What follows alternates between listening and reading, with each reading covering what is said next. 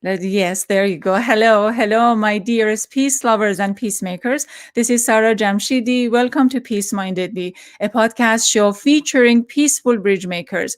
You know the deal. You can find us in many social media channels on Facebook, Twitter, LinkedIn, YouTube, and on many podcast channels, including iHeartRadio, Google Play, and much more. So very easy to find us. Peace Mindedly, the podcast show. It's noon on the 3rd February of Tuesday. So it's Tuesday, the third Tuesday in February. It's 12 noon Pacific Standard Time, and you're watching and listening to Peace Mindedly. On today's show, we are speaking to a poet, someone who is deeply skilled at using words to help his audience comprehend deeper meanings. Poetry is often about conveying a meaning without uttering the word directly. And in many parts of the world, including Iran and the Middle East, oftentimes, speaking directly is not an option. Any form of speech against authorities or even an offhand reference to love and social issues can be interpreted negatively by those in power. Those who speak out often pay a very big price. Any form of, and then in these circumstances, poetry or speaking indirectly can be only way to communicate a message. Due to the indirect yet powerful nature of the words, poets can find themselves defending basic freedoms, oftentimes, in my opinion, basic freedoms. Our guest today is one of those individuals. Pádraig Ó Tuama is a profoundly engaging public speaker. He has worked with groups to explore the themes of story and conflict and their relationship with religion and violence. Between 2014 and 2019, Pádraig was the leader of the Corrymeela Community, Ireland's oldest peace and reconciliation community. A poet, a theologian, traveler, and speaker, Pádraig is the host and producer of Poetry Unbound with Unbound Studio. I am bringing Pádraig on the screen. Hello, hello. Hi, Sarah. It's so good to be with you. It's absolutely marvelous to have you here in our show. It's an honor. His poems have been featured on Poetry Island Review, Academy of American Poets, Harvard Review, and much more. He is a frequent speaker on BBC, NPR, and other international networks. His latest book, I do have the book with me. I read the book and I quite enjoyed the book. In the Shelter, Finding a Home in the World, was recently published in paperback. Okay, Pádraig, I am so excited. I mean, for a start, I am curious to know, in your opinion, what is the difference between poems and prose? Well, poetry is a certain form of setting words to music. It is a certain attention making to the musicality within the context of language. And the hope is that we can listen to the underlying music, listen to the rhythms, listen to the heartbeat that's in a poem. So I suppose that's the particular way that I think of the distinction. Listen to Prose can be quite descriptive, and prose can be very poetic too. So there's a huge overlap. I don't think there's any clear way to make a boundary between the two. But in general, I suppose poetry is attentive to its own music, and that might be a visual music of form, but it also might be an auditory music. Here's at least my assumption of how the written word has been created. I always feel and think that, the first form of communication in the world, on the planet, was music, and the music, the sound of wind, the sound of water, the sound of particular, and then, it's just my personal transform to words, and then we became creative to create the music that you are talking about. So could we create this kind of music and musicality of setting words together without poetry? Well, I think it might have been the primal experience. I suppose one of the first things we either feel or hear is the sound of a heartbeat in the womb, the heartbeat of the child, the heartbeat of the mother. And that, in a certain sense, introduces us to the elemental music of the human experience. Maybe everything else is trying to catch up in the echo of that. Maybe poetry and music and song and film and books and every conversation is trying to recreate that first intimate experience of whether heard or whether felt in the body, that rhythmic communication. Rhythmic communication. So we're talking about womb and body and heartbeat and all of those. Is this the first home for us?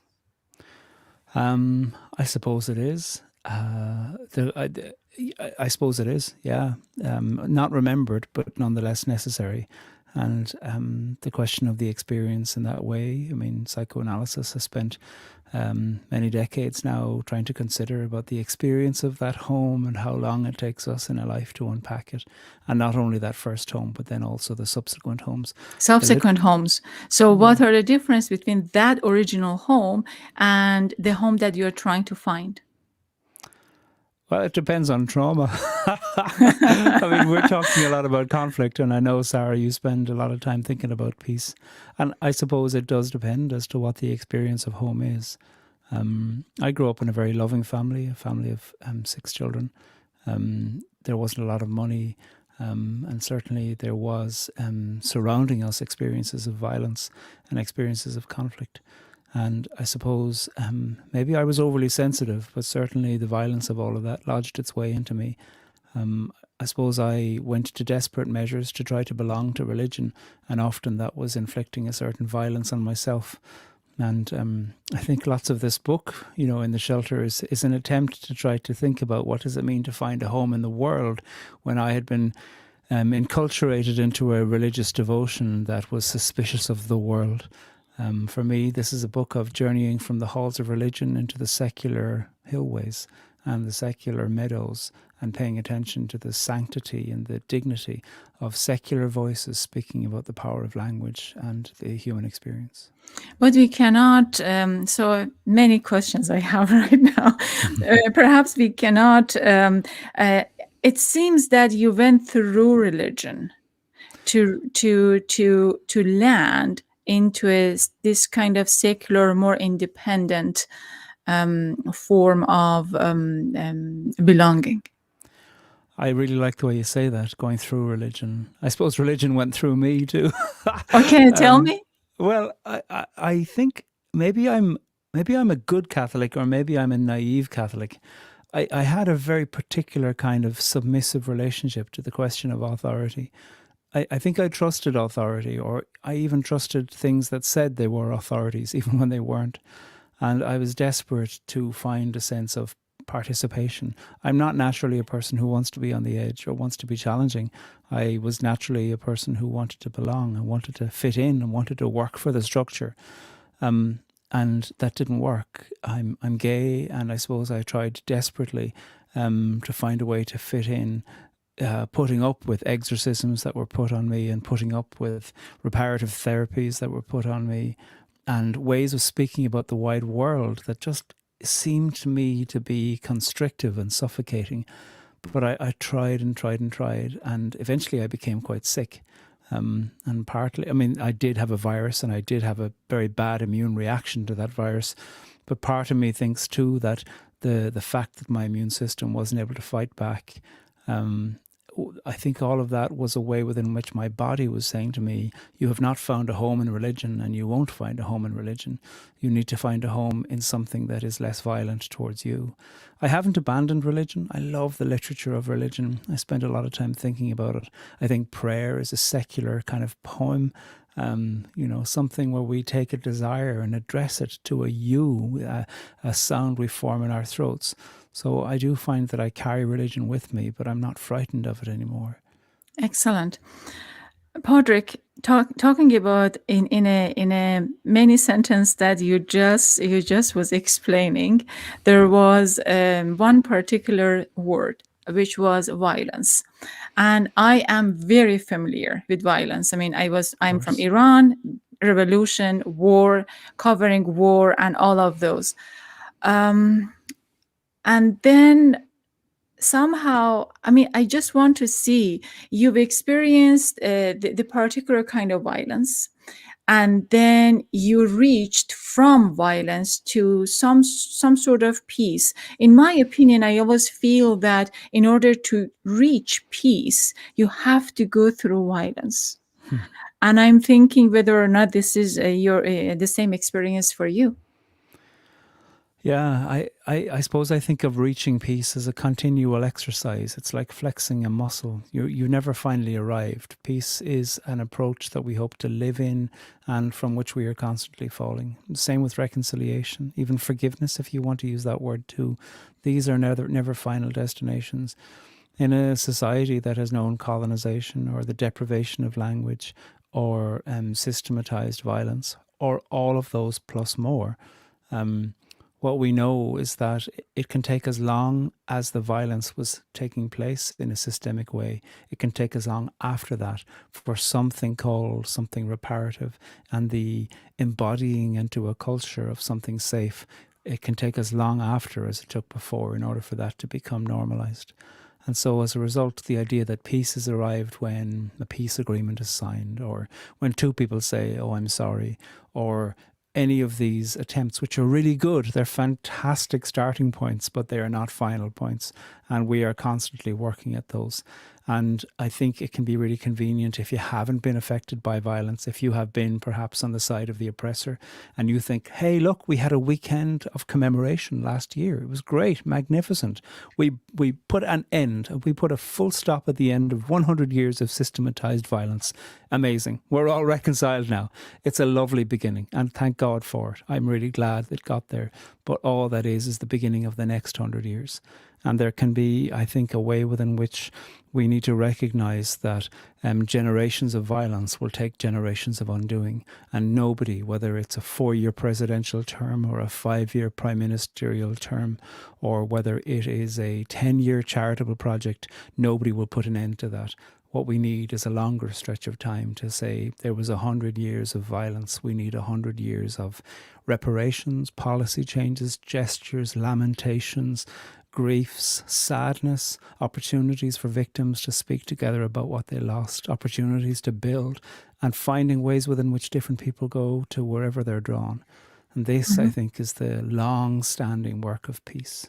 It's much more demanding than violence. This is a wishful thinking, and this is a wishful everything. According to the history, the world only experienced no war only 76 years. And then I'm just reading a book called War, and it's just all, I mean, the human, what I mean, I cut you off. What do you want to say?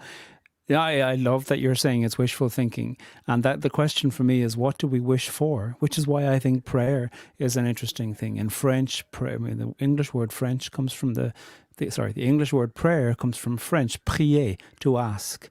And so wishful thinking, we sometimes use that as a derogatory term to imply that somebody is being naive. And even the word naive also coming from French, meaning to be born. Everything has to be born. Everything is tender and fragile when it's born. I am all for wishful, naive thinking when it is considered the possibility of a small change in light of violence. If we can do small things, it might be that we can change our imagination to think about what larger things can come. Change our imagination. So within the shelter, what are you doing that you give us hope for changing the imagination? Well, I don't know. Partly for me, this is a question about what is the purpose of art. For me, I write, whether in prose or poetry, as an artist, and often in the role of art, it isn't so strategic or clear what my purpose is. I'm writing to save myself, and I'm writing to exercise myself, and I'm writing to find a way, hopefully, where whoever reads this, 2 people or more, that we can find some echo with each other in a way to say that language can be sufficient for describing a world that we wish we didn't inhabit and describing experiences that we wished we didn't carry with us. And that, I think, is an imaginative act. The world's great religious traditions all invent a God who has a deep interest in language. And therefore, I think what that shows us is that the world has, for a very long time, been invested in the creative possibilities and the imaginative possibilities of language. Language, possibilities, words. What are your? You just told me a few words that I think you are quite fond of: reconciliation, forgiveness, pray, naivete, wishful think. I mean, not wishful, but explanation of a wishful thinking, and all of those. But I would like to know, if you have to pick 3 words, what are those? I know I'm putting you on the spot, but I what are know, the yeah. 3 words that you really, really love? I love the word knuckle at the moment, knuckle here. I think it comes from the idea of a joint, a bend in a joint. Partly I love it for its sound. I think it's a beautiful sounding word, knuckle. But I also love it because it involves the possibility of movement. I think that's a really interesting word. I do love the word encounter, because that is more than just meeting, that is more than just talking or just listening.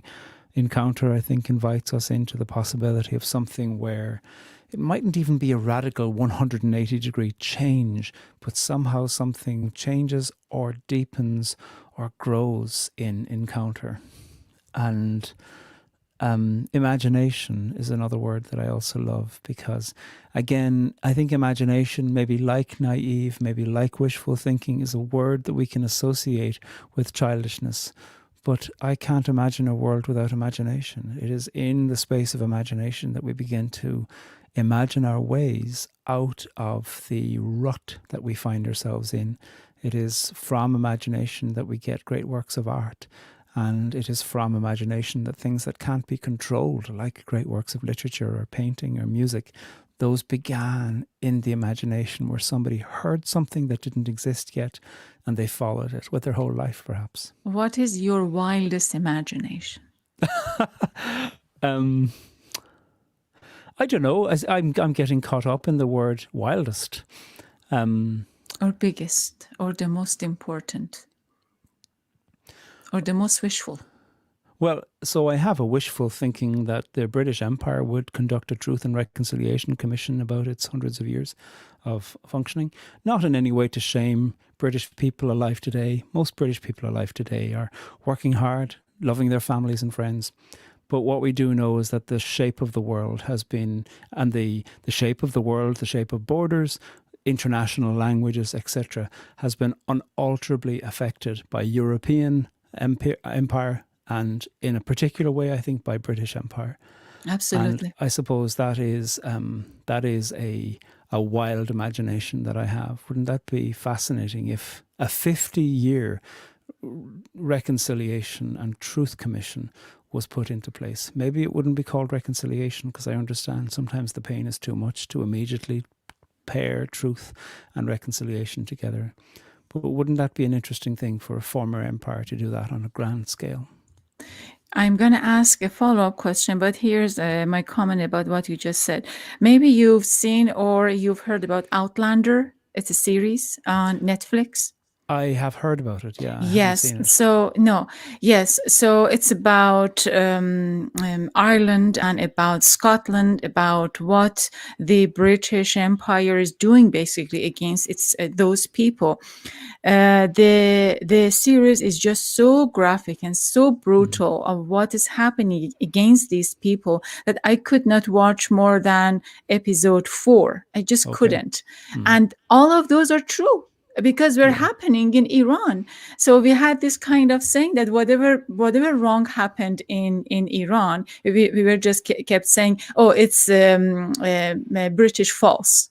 It's British false. So it was always British false. So I think what you are saying is very important, reconciliation and some form of acknowledgement, like what they did in Canada with the indigenous people, like acknowledge that this really happened. I hope that we could do it in the US and in many parts of the world.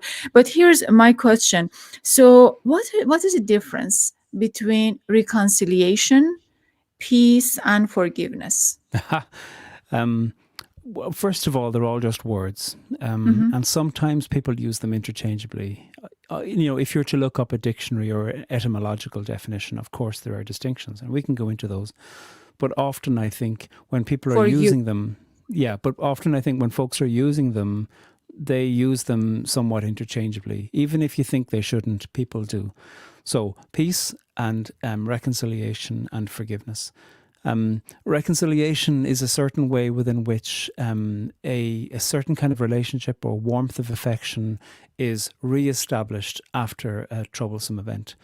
Not everything should go to reconciliation. It's not always safe to go to reconciliation, but that doesn't mean that the only alternative is revenge or bitterness.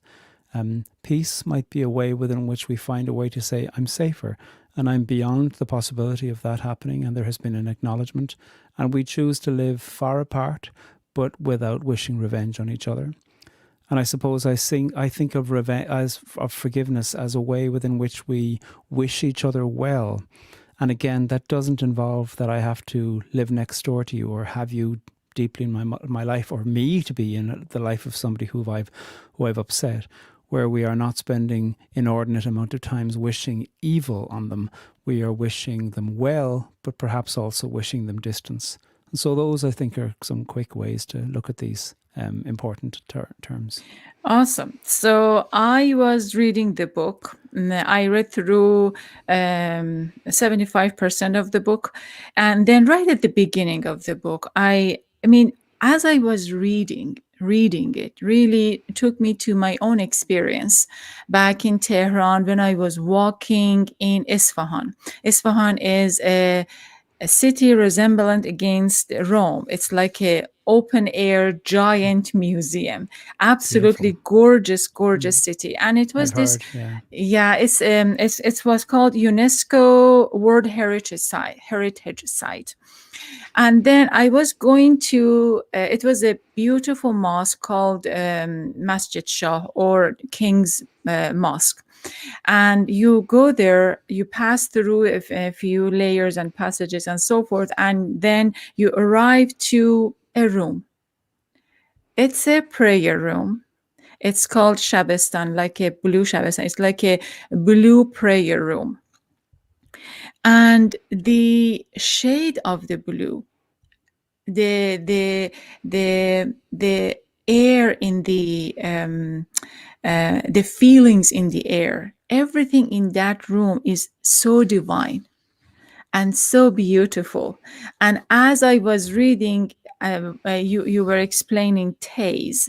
I think it was at Eastern France. Yeah, And Taizé. then Yeah. Taizé, okay.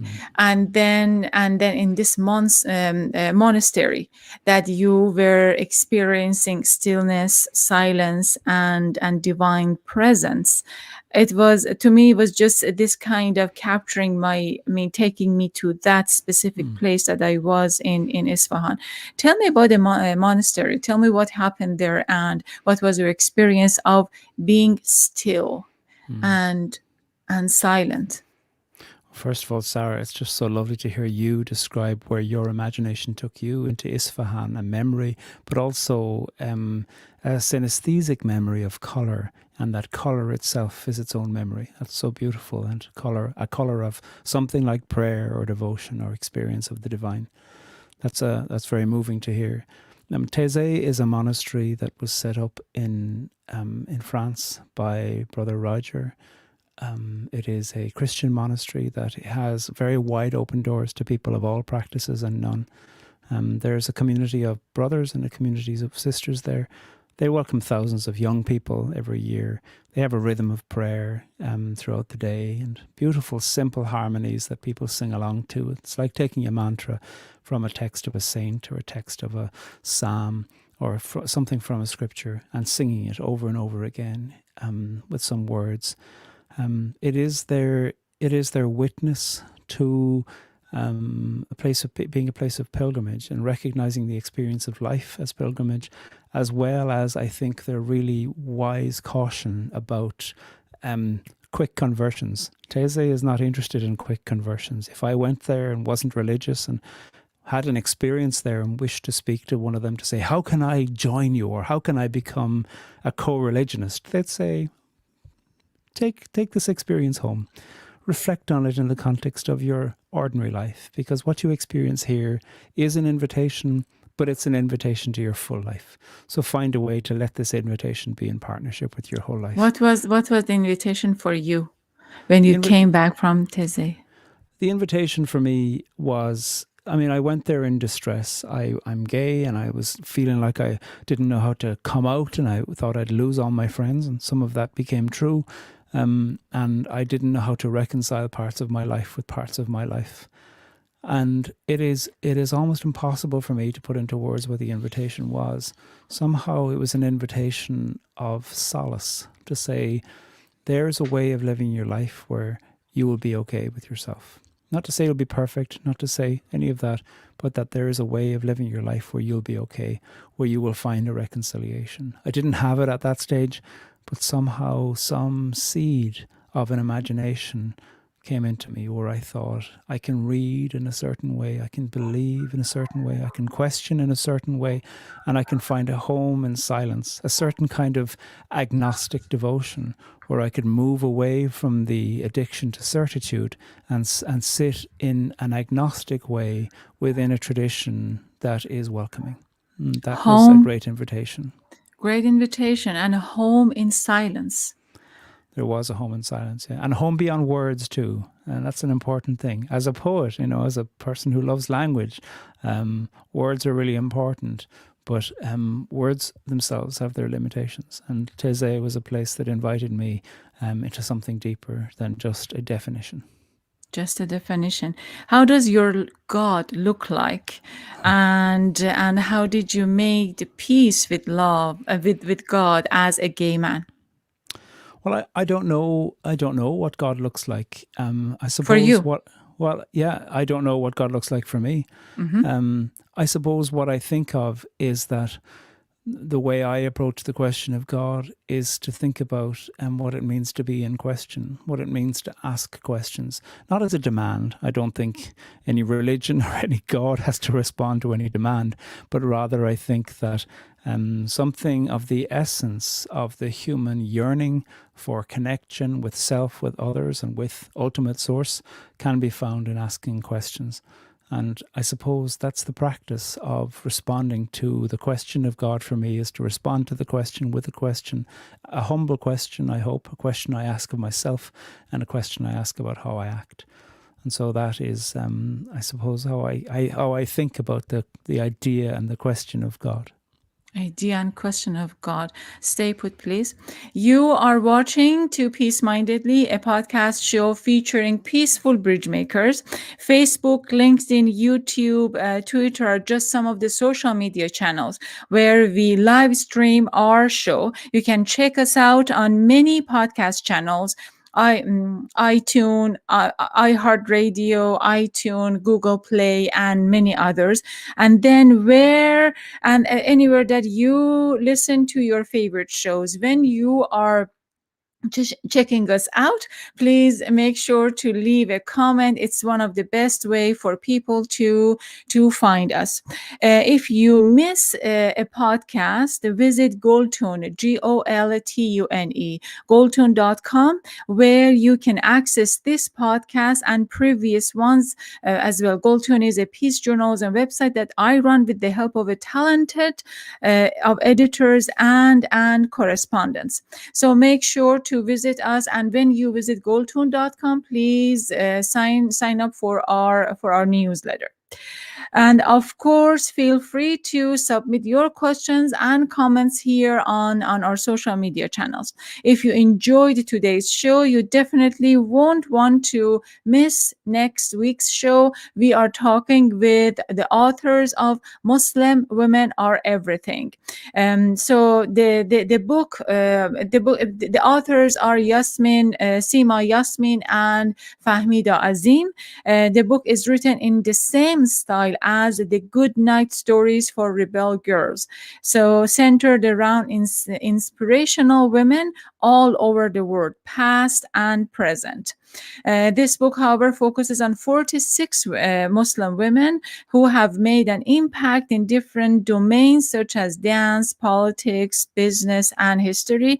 Yasmin is an Emmy Award a journalist, a Pulitzer Prize finalist, and medical physician. And Azim is a cartoonist, illustrator, and someone whose work has been shown and featured in many international media networks. With International Women's Day around the corner, we are delighted to have the opportunity to speak to an eminent scholar on women's movement in the Maghreb region, Morocco, Tunisia, Algeria. Fatima Sadiqi is president of Association for Middle East Women's Studies, or AMUS for short. She is also a professor of linguistic and gender studies. Joining her is Aili Marie Tripp, professor of politics, gender, and women's studies at the University of Wisconsin in Madison. She recently released her new book called Seeking Legitimacy: Why Arab Autocracies Adopt Women's Rights. I'm reading the book and really remind me of so many of the works that has been done in the Middle East. The Tuesday after, we are talking to Medina Tenur Whiteman, author of Invisible Muslims: Journey Through Whiteness and Islam. Medina's book is gaining momentum due to its honesty and the fact that converts can relate to her experience. She has worked for many prominent publications before being pushed by her publisher to write a book. We will talk with Medina about whiteness, Muslimhood, and being convert in the religion of Islam. Back to this hour, we are talking to Pádraig Ó Tuama, poet, theologian, and traveler who writes extensively about language, power, conflict, and religion. He is a master storyteller and host of On Being's Poetry Unbound. Previously, he was the leader of the Corrymeela Community, Ireland's oldest peace and reconciliation organization. His book, In the Shelter: Finding a Home in the World, is out now in paperback. Do also check out his other books. So one of the new books that is just came out, co-authored with Glenn Jordan, is Border and Belonging: The Book of Ruth. And also, I think that there are also another book is coming out, Feed the Beast. It's a provincial provisional title for the book, and we still do not know exactly. Is this the title, Pádraig? Is this going to be the title? Yeah, that will probably be out in the autumn time of 2022. That's a book of poetry. Book of poetry. Excellent. Okay, Pádraig. So which one came to you first, God or words? Words, I think. Yeah. Ultimately, I suppose, like the evolution of words in humankind and the evolutions of words in children is a desire to describe what's all around and what is observable, beginning with the most fundamental, food perhaps, or more, or no, or all of those things. So words, I suppose, were primary. And then, why poets are just so good with words?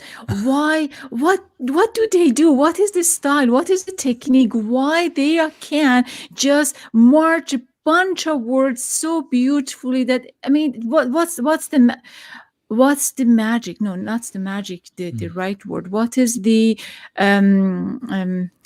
for the sake, I mean, for the lack of a better term, I'm going to say magic, but what's their secret?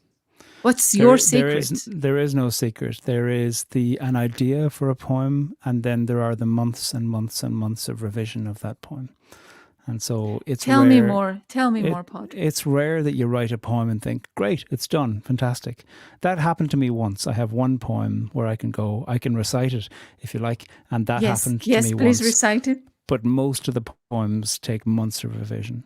The poem that came to me, I was sitting at the gates of Trinity College Dublin, and I had an envelope in my back pocket and a pencil, and I wrote it on the envelope. The poem is called In Between the Sun and Moon. In between the sun and moon, I sit and watch and make some room for letting light and twilight mingle, shaping hope and making single glances last eternity and a little more, extending love beyond the door of welcoming, while wedding all the parted peoples, even sons to violent mothers, and searching all the others, finding light where twilight lingers, in between the sun and moon. Beautiful. And even though Yes. that came at once, for years, maybe even decades before I wrote that poem, I had been sketching anywhere I could, sitting in a meeting where I was bored. I would sketch a sun and a moon and a tiny little boat in between the two. So partly while the poem came at once, I think it took 20 years to arrive also. Absolutely. I believe you. Absolutely. Okay. So, what does being a queer man means to you? And then how do you reflect your love of men in your poems? So being a gay man, being part of the queer community, I suppose partly it's just a basic fact of life for me in terms of who I choose to have as a partner. But deeper than that, I suppose the political awareness of that has been that I grew up in an era where societally, amongst other men, other boys, and on a religious level, I was told that I was some kind of a failure as a man or some kind of a failure as a moral person. And so there is an immediate politic about the experience of that. That doesn't mean that there's anything intrinsically moral or virtuous about being gay. You can be a horrible person and be a gay man. But there is, I think, an invitation in any experience where on a structural level you're excluded, there's an invitation to reflect on that, hopefully find some fortitude, but also then to reflect, in as much as I have received prejudice, how also am I passing that on to other people? And so for me, that is the invitation in being part of the LGBTQ community. Invitation. Yeah. And how does it manifest itself in my poetry? Sometimes it does. I have a few poems that are, I suppose, imaginative poems. I'm very interested in the question of masculinities. Feed the Beast is a reflection in many ways on being told I had a devil in me and then thinking about what are the devils that I had in me, devils of desire, devils of trying to fit in, devils of masculinity, and how was I feeding those beasts? What were their hungers? And did I satisfy their hungers well, or did I satisfy their hungers with fruitless things? Excellent. What would you like us to know about In the Shelter? In the Shelter is an homage really to books. Throughout most of the chapters in it, there are references to poems and books that I love. I suppose particularly Lord of the Rings. Lord of the Rings, I read it 15 times from the age of 15 to 30. Over and over I read it. And it is a very important book for me. And I suppose it shows in a Why way is it where an important book? I Because love. you are talking about it. You're talking about Lords of the Ring so many times in the book. Yeah, I love the great sweep of it. I love the imagination of Tolkien, because Tolkien invented languages, which I thought was fascinating. It's a very visual book. It's not a book without its faults, of course. But I think there was something really interesting in his imagination, the great saga of it, as well as that at the culmination, there was still grief afterwards. And I always found that very moving. I think most people have seen the film, so at the end you realize that the destroying of the ring doesn't actually put an end to all sadness, and some people still carry sadness with them. And I think there's a lot of wisdom in the context of that book. And so while this book is a wrestling with the question of literature from scripture, it's also a question of the embracing of literature from poetry and novels and books that I've read and films that I've seen. And it's a way within which we live storied lives, and that stories that we love go into us, and we can treat those stories like they are sacred to us because we live our life in conversation with those stories. Where is home for you? Where's home for me? Home is many places. It is Ireland. It is in an airport travel lounge. I do love travel. It's with Paul, my partner. It is with friends. It is being alone. It is reading a book of poetry. It is cooking meals for friends coming. It is me and Paul. We run together a storytelling event, and it's our planning for that, our running of that, and our reflection afterwards. It's car trips we take together. It's the wrestle too about the question of politics, being Irish in 2021. There's a home in that. It is language, speaking in Irish, speaking in English, learning more. Yeah, I feel lucky that the kind of anxiety and I don't mean diagnosable anxiety, but an existential anxiety that I feel like I was born with and that pushed me through my 20s, and in many ways in the shelter, is an engagement with that existential anxiety about what does it mean to be in the world. I don't think everything's solved, but I do feel like writing that book helped me to find new ways to live with those existential angst. And home in peace, home in silence. You also mentioned home in silence. Is there a passage or a part of the book that you would like us to know? Well, The book itself, I have to say, the book itself is beautiful. The prose is beautiful, and honestly reminded me of one of my very favorite poets in Iran. I just worship and the book is just so the book itself like one of his famous books.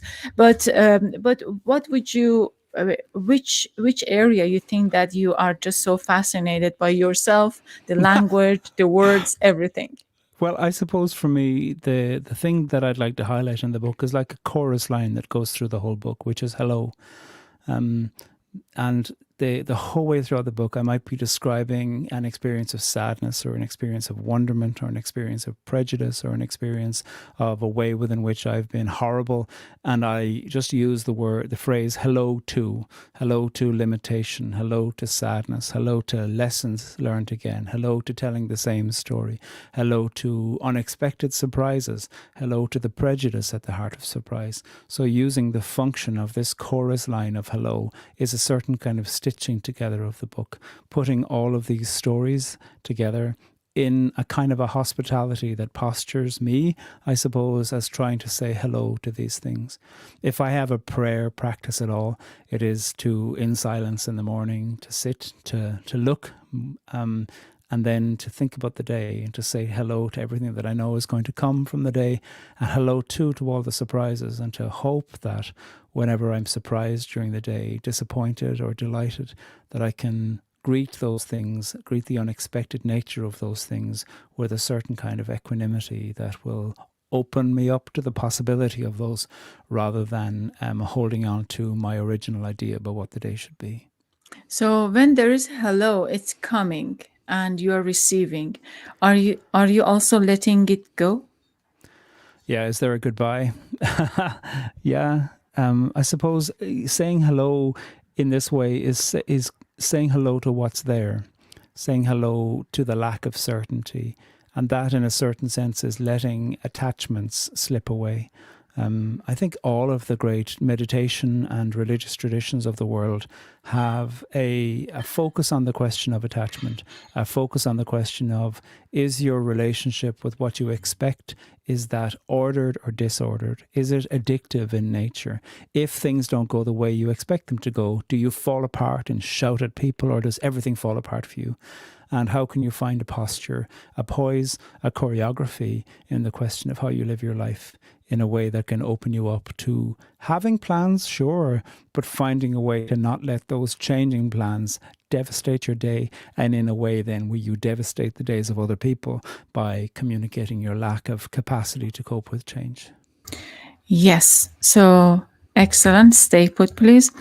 We are, for this hour, we talk to Pádraig Ó Tuama, poet, theologian, peacemaker, and author of In the Shelter, Finding Home. Yes, finding a home in the world. Sometime soon, we should ask ourselves, where is home for us? I believe. Where is home for us? Migration, displacement, or modern life problems throughout the world. Home is a place to be found, and the meaning of home is different for each one of us.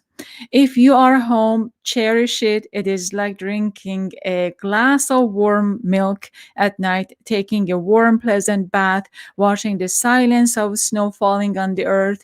And as Pádraig just explained, there are so many so many layers and so many imaginations of really where is really home and where we can find ourselves at our presence and inside our home.